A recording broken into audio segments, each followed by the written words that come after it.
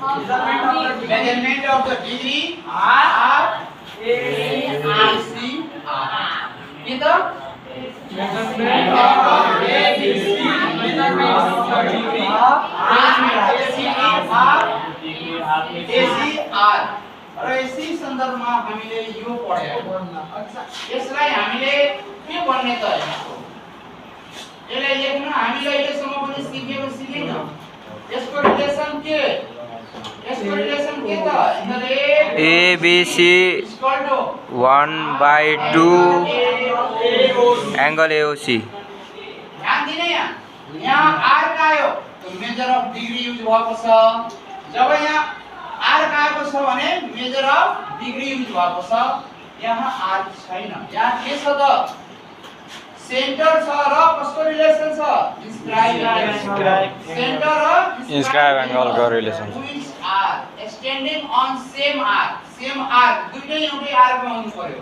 दुईटै एउटै R मा छ कि छैन हेर्नुस् त AOC ABC अनि यसको रिलेसन के त angle of ABC is equal to half angle of AOC।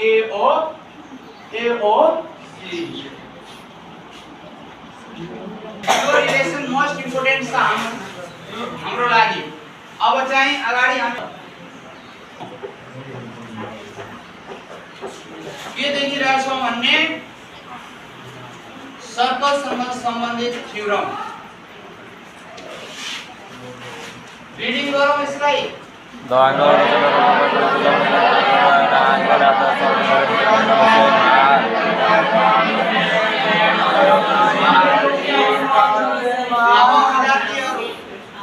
यसमा दुईटा प्रश्न आउन सक्छ। या त प्रश्नले हामीसँग यो स्टेटमेन्ट ओन्ली गिभन गर्न सक्छ, अदरवाइज यसले यो फिगर पनि दिन्छ र उले के भनिदिन्छ भने प्रुफ दैट गर्नुस् भनेको ACB हाफ एंगल AOB उसले हामीलाई ये दिन्छ र फिगर दिन्छ यति दिन्छ। बाकी हामीले गर्नु पर्यो। अनि यो गर्नको लागि हामीले के हुनु पर्यो भने कन्सेप्ट क्लियर हुनु पर्यो। एउटा यो थ्योरम प्रुफ गरिसकेपछि यसैसँग सम्बन्धित हामीले धेरै कुरा जान्नु पर्यो। जुनसुकै पनि कन्डिसन आउँछ प्रुफको प्याटर्न भनेको त्यही रहन्छ र फरक के रहन्छ भन्ने ABC र OX नाम चेन्ज हुन्छ। के चेन्ज हुन्छ त नाम चेन्ज हुन्छ। A को ठाउँमा P आउँछ, P को ठाउँमा B आउँछ, B को ठाउँमा X आउँछ, Y हुन्छ। मल्ली मात्र के हुन्छ भन्ने चेन्ज हुन्छ। अनि अब हेरौं उसले क्वेशनमा हामीसँग के भनेको थियो पहिला क्वेशन अलिकति बुझाउनु पर्यो मलाई। क्वेशनले के भनेछ फिगर हामीले के बनाएको छ यो क्वेशनले भनेको सेन्टर एंगल यानी सेन्टर एंगल हामीले चाहिन्छ। त्यसपछि is the double then that of the angle at the circumference एउटा कस्तो एंगल चाहियो सर्कमफेरेन्स चाहियो। अनि कहाँ चाहियो त सेम आर्क मा चाहियो। कहीं न कहीं त यो हामीले पढिसकेका छौं नि त। अब हाम्रो यो एंगल भनेको कस्तो एंगल भयो सर्कमफेरेन्स एंगल। यो कस्तो एंगल भयो सेन्टर एंगल भयो। रिलेसन कसको देखाउने हो स्क्राइब एंगल र सेन्टर एंगल हो। अब हेरौं यहाँ कसरी रिलेसन देखाइएको छ। अब चाहिँ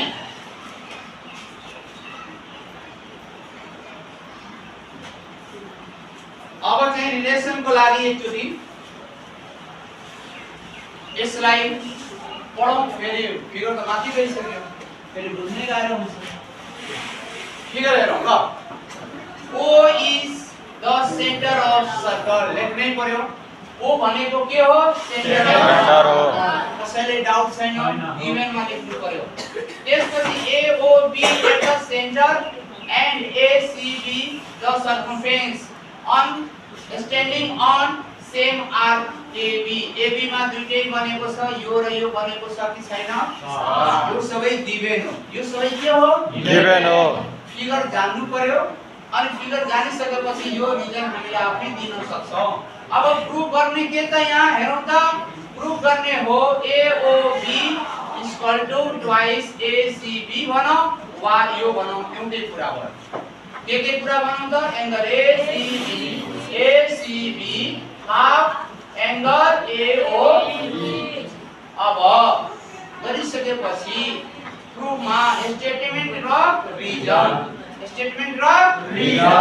रीजन अब हेरौं एंगल एसीबी भर्खर मैले रिलेसन हेराको एंगल एसीबी यो एंगल र यो आर को रिलेसन के हुन्छ ल भन्नुस् त हेर्नु त degree angle ACB measure of degree half AB कुन आर्कमा बनेको छ भर्खर सिकाएको कन्डिसन अगाडि। त्यसपछि एउटा यो कन्डिसन भयो। अर्को कुरा यसलाई के गरिदिएको छु भने टु यतातिर पठाएर सिम्प्लिफाई गरेर एबी आर निकालेको छु। एक स्टेप के गरेको छु सिम्प्लिफाई के गरेको छु सिम्प्लिफाई टुलाई कतापट्टि पठाएको हो यतातिर सिम्प्लिफाई गरेर लेफ्टतिर पठाइदिएको छु। अब हेरौं अब यहाँबाट यो कन्डिसन आइसकेपछि अब हेरौं यो AB छ। अब यो रिलेसन पनि जानौं। म हिजो नि भनेको थिएँ अस्ति कि हामीले यो प्रपर्टिज पढिसकेका छौं। यो के कस्तो एंगल हुन्छ सेन्टर एंगल र यसको अपोजिट R अपोजिट R को रिलेसन के हुन्छ इक्वल के हुन्छ इक्वल के हुन्छ इक्वल। हेरौं भर्खर मैले के यहाँ पढाए था स्क्राइब एंगल को रिलेसन के भयो हाफ स्क्राइब एंगल को रिलेसन यहाँ के भयो half CB angle ACB equal to half कति भयो AB आर्क भयो भएन भयो तर अहिले के भयो सेन्टर